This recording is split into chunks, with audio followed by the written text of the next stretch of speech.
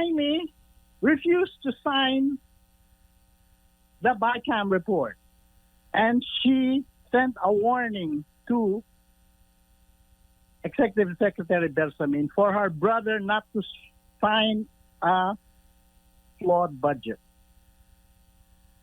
So, in between there,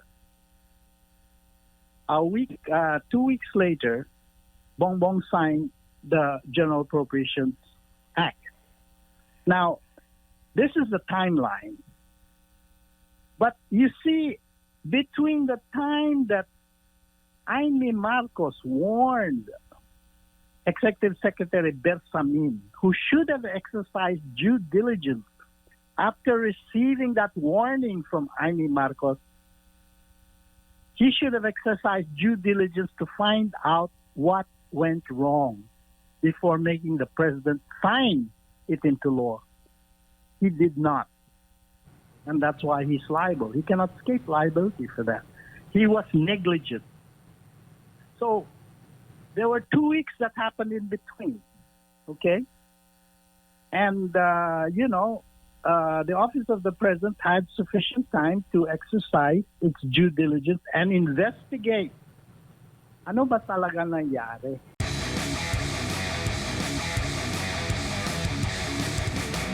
Ano po ang una niyong reaksyon nang marinig po ninyo yung smoking gun na tinuran ni former President Rodrigo Duterte hinggil po sa issue ng 2025 BICAM? Well, I think it might be useful for the understanding of your audience, your listeners, that I begin by outlining the steps of how the preparation and approval process of the GAA, okay, the General Appropriations Act, because there are 5 steps. And then we can see where they went wrong. But first, if you allow me, I'd like to begin by outlining the 5 steps through which the GAA goes through before it becomes law. Yes, sir. Go ahead po. Well, the first stage is the Budget Coordination Committee, headed by DBM and composed of the Secretary of Finance, the Director General of NEDA, the Governor of the Bangko Sentral de Pilipinas, and the Executive Secretary. They prepared a budget to submit to the Cabinet for discussion with Bongbong. Now, the role of the Executive Secretary is to exercise general oversight over the preparation of this budget and for its discussion at the Cabinet, okay? After approval by Bongbong, this is the second stage, after approval by Bongbong and his Cabinet, the budget proposals then are submitted to Congress. In Congress, this is the third stage, the budget proposals are first received by the Committee on Appropriations of the House of Representatives. This was the committee that was formerly chaired by Zaldico of Bicol and now by Stella Kimbo of Marikina. Now, this committee, the Committee on Appropriations of the House of Representatives, summons the department and agencies to a hearing to justify their budget. After that, the budget proposals go to the Senate Finance Committee for another round of hearings. The Senate Finance Committee then presents its proposals with any amendments to the Budget Bill Service of the House of Representatives. Where there are differences between the Senate and the House of Representatives budget proposals, these are submitted to a bicameral conference committee composed of members of both houses of Congress to reconcile and resolve their differences.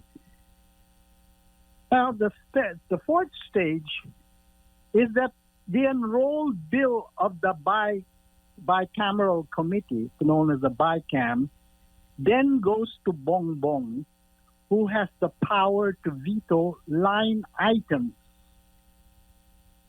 for approval and then signature into law as the General Appropriations Act, the GAA. The enrolled bill of the BICAM must submit appropriations in specific amounts for salaries, wages, benefits, maintenance, and operating expenses and capital outlays to be spent on the execution of projects by government departments and agencies for a specific year. In this instance, we're talking about fiscal year 2025. The enrolled bill cannot contain blanks, and this, according to Executive Secretary Lucas Bersamin, is what he received from the BICAM in the office of the president. This is the last stage. After the BICAM proposals in the enrolled bill is signed into law as the 2025 General Appropriations Act by Bongbong Marcos, it constitutes the authority for execution by departments and agencies of projects assigned to them and audit by COA to ensure transparency and accountability. Now, what went wrong in this process? The BICAM report signed by 11 or 12 of its members contained blanks, 28 blanks, 13 pages, 28 blanks, as copies of the document show. Now, who filled in the blanks is what is being contested. This is important because whoever filled the blanks were incorporated into the enrolled bill sent to office of the president for Bongbong's approval to sign into law. Now, Senator Amy Marcos on December 16th stated publicly in her video and in her separate document statement that she refused categorically to sign the BICAM report that contained blanks. She also advised Executive Secretary Bersamin not to make her brother approve and sign a flawed budget.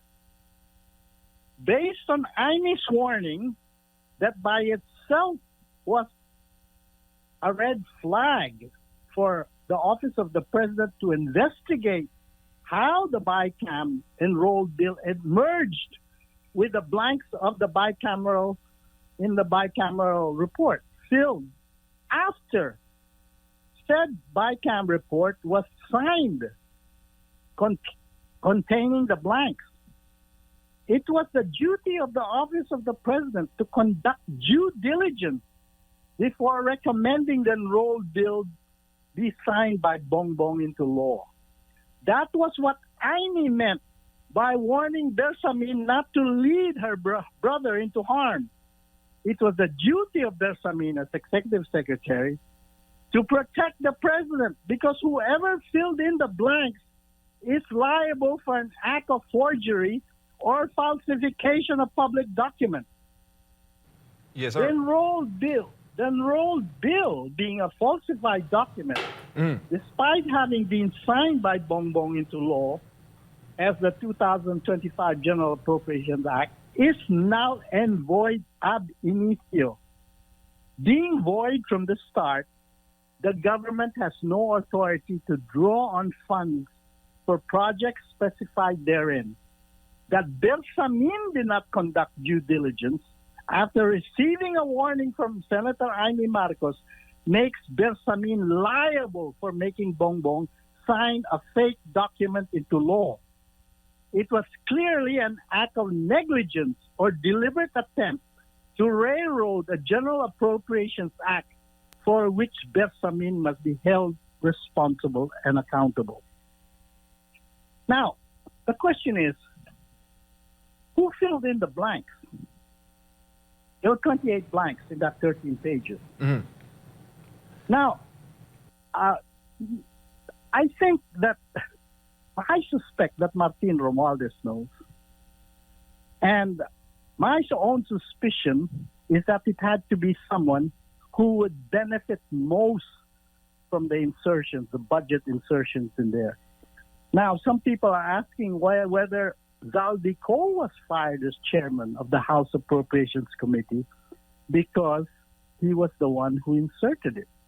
Now, I don't know whether Zaldico did, but there is no doubt that as the chairman of the House Appropriations Committee, he was in the front line, okay? Now, we don't really know whether he did or whether he was responsible for filling those blanks, or whether it was somebody else who did it on the orders of somebody else. That we don't know. But the strange process of having the 2025 GAA become law has drawn the ire of many on social media. Even Tony Carpio, a former associate justice of the Supreme Court, whom I respect and I know personally, because we worked together in the in the office of the president when he was chief legal counsel during the time of FVR, and I was FVR's presidential assistant. Now, Tony pointed out the unconstitutionality of the law because under Article 14 of the Constitution, it mandates that the highest budget priority should be allocated to education, then to public works, which has been rewarded by a substantial budget increase despite the failure of DPWH to account for 1.3 trillion spent on 5,500 supposed flood control projects that did not protect Metro Manila and adjoining provinces from becoming a gigantic swimming pool. Carpio pointed out that the 26 billion taken from education and healthcare to fund ACAP is in reality a scam disguised as aid for purposes of the 2025 midterm elections. He referred to the zero funding of PhilHealth as a declaration of war on the poor. Yes, sir. Wait a minute. Yes, sir. I just would like to add a few more things. He castigated also the Supreme Court, the guardian of justice, of being terrified of Congress than doing its duty. Now, Apa Ong Pin of the prestigious Makati Business Club referred to the 2025 GAA as a twisted budget, quote unquote, to serve patronage politics with no accountability or transparency. And broadcaster Ted Filon, in his Sasuela sa Politica program, called the 2025 GAA with 288 billion last-minute insertions pure highway robbery. Okay, that is the background which I think your listeners should understand how the budget process works from the beginning all the way up to its signing into law by Bongbong Marcos. And then that is only when you can understand where it went wrong. Because, on December 11th, the signed BICAM report was received by the House Bills and Index Services, containing 13 pages and 28 blank items. On December 18th, Aimee refused to sign the BICAM report, and she sent a warning to Executive Secretary Bersamin for her brother not to sign a flawed budget. So, in between there, 2 weeks later, Bongbong signed the General Appropriations Act. Now, this is the timeline. But you see, between the time that Aimee Marcos warned Executive Secretary Bersamin, who should have exercised due diligence after receiving that warning from Aimee Marcos, He should have exercised due diligence to find out what went wrong before making the president sign it into law. He did not.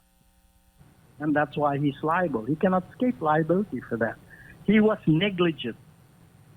So there were 2 weeks that happened in between, okay? And, the office of the president had sufficient time to exercise its due diligence and investigate. Ano ba talaga nangyari?